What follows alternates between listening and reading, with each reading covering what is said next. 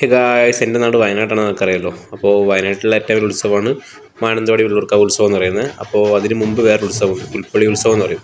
ഞാനത് ഫസ്റ്റ് ടൈമായിട്ട് കാണാൻ വേണ്ടി വന്നേക്കുവാണ്. അപ്പോൾ മാമൻ്റെ വീട് പുൽപ്പള്ളിയാണ്, അപ്പോൾ അങ്ങനെ കാണാൻ വേണ്ടി വന്നേക്കുവായിരുന്നു. ഉത്സവം വെച്ചിട്ടുണ്ടെങ്കിൽ അടിപൊളി ഉത്സവമാണ്.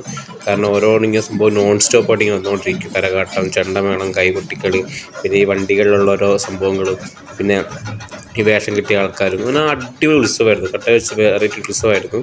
ഇങ്ങനെ തീരുന്നില്ല, താരങ്ങളാണെങ്കിൽ ഇപ്പോൾ ഒന്നും തീരുന്നില്ല, ഇങ്ങനെ വന്നുകൊണ്ടിരിക്കുകയാണ്. കാരണം കുറേ അമ്പലങ്ങളിൽ നിന്ന് വന്നിട്ട് എല്ലാം കൂടെ ഒന്നിച്ചായിട്ടാണ് ഇവിടെ അടിയറക്കെല്ലാം ഒറ്റ താരമായിട്ടാണ് പോകുന്നത്. അപ്പോൾ അതുകൊണ്ട് തന്നെ സംഭവം തീരാണ്ട് ഇങ്ങനെ വാലേ വന്നുകൊണ്ടിരിക്കുകയായിരുന്നു. അപ്പോൾ ഞങ്ങളൊരു ബിൽഡിങ്ങിന് മുകളിൽ കയറിയിട്ടാണ് കാണുന്നത്. കാരണം താഴെ നമുക്കൊന്നും കാണാൻ പറ്റില്ല, അത്രയും ക്രൗഡാട്ടോ.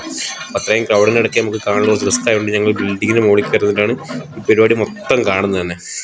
കണ്ടില്ലേ, ആൾക്കാരെ കണ്ടില്ലേ, അടിപൊളി ഉത്സവമായിരുന്നു.